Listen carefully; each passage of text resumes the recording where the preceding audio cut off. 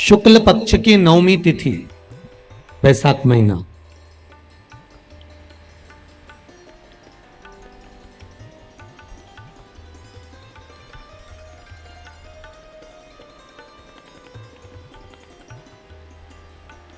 पीला चंदन घिसकर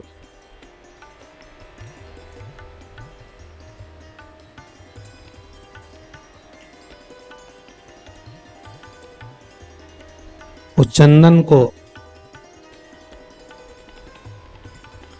एक सुंदर पीपल का कोमल पत्ता, कोमल पत्ता मतलब एकदम, एक तो पीपल का होता है कड़ला पत्ता, एकदम कड़क हो जाता है, और एकदम होता है कोमल पत्ता।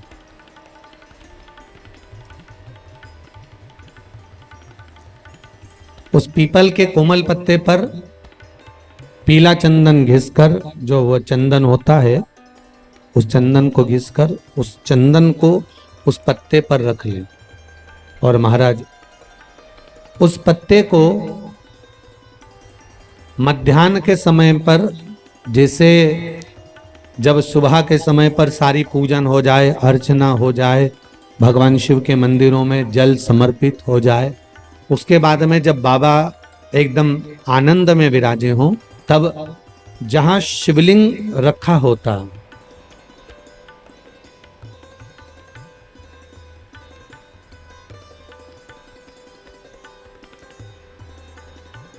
जैसे ये शिवलिंग है और ये कटी भाग जहां शिवलिंग रखा हुआ है, इस कटी भाग पर जहां शिवलिंग रखा है उसके पास में ही 3 उंगलियों से चंदन का लेपन उस कटी भाग पर करना है। जो उंगलियां लगी रहेगी उसी को अशोक सुंदरी वाली जगह पर स्पर्श करना है, और अशोक सुंदरी वाली जगह पर स्पर्श कर कर कुछ देर तक चंदन लगे रहने देना है। उसके बाद में उस चंदन को वापस निकाल कर लेकर आना है। कटी भाग पर जो लगाया गया है उसको भी निकाल कर वापस लेकर आना। फिर बाबा का स्नान नहीं कराना, केवल चंदन लेकर आना, उसी पीपल के पत्ते पर रखकर एक डिब्बी में उस चंदन को आप रख लीजिए। कुछ दिन जिसकी नेत्र ज्योति कमजोर है, चश्मा लग रहा हो, श्रवण शक्ति कमजोर हो, सुनाई कम दे रहा हो, उसके कंठ से इस ठोड़ी तक उस चंदन का तिलक लगाना प्रारंभ कर दीजिए, और नेत्रों के नीचे थोड़ा सा वो चंदन लगाना प्रारंभ कर दीजिए। लगभग 20 से 22 दिन तक आप उसका प्रयोग करिए, और एक रुद्राक्ष का जल शिव को समर्पित कर कर उस जल का आचमन करना प्रारंभ कर लीजिए। लगभग 22 दिन लगेंगे। धीरे धीरे फिर जाकर डॉक्टर को जांच करा लेना, नेत्र की ज्योति बढ़ना प्रारंभ हो जाएगी। पर विश्वास के साथ में, भरोसे के साथ में, क्योंकि सबसे मूल अगर कुछ है तो विश्वास मूल है।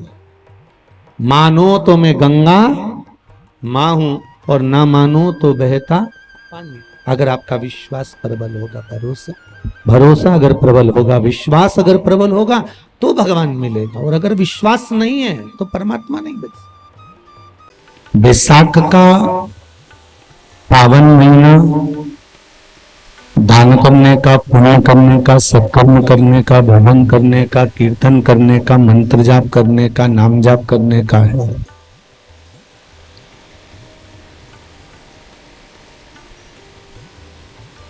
जिसको माधव मास भी कहते हैं, और यही वो महीना है, यही वो मास है जिसके अंतर्गत हम भगवान शंकर से आरोग्यता प्राप्त कर सकते हैं। भगवान शिव से हम रोग मुक्ति का कोई साधन प्राप्त कर सकते हैं।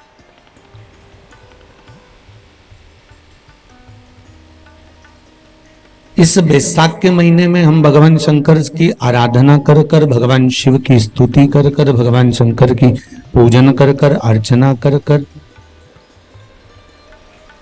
या भगवान शंकर को थोड़ा सा भी कुछ समर्पित कर कर हम भगवान शंकर से आरोग्यता प्राप्त कर सकते हैं। और यही महीना है जिसके अंतर्गत हम भगवान शंकर को रिझाकर भगवान शिव की तप साधना व्रत अनुष्ठान कर कर हम भगवान शंकर को भी अपने घर के द्वार पर प्राप्त कर सकते हैं। ये वो महीना है।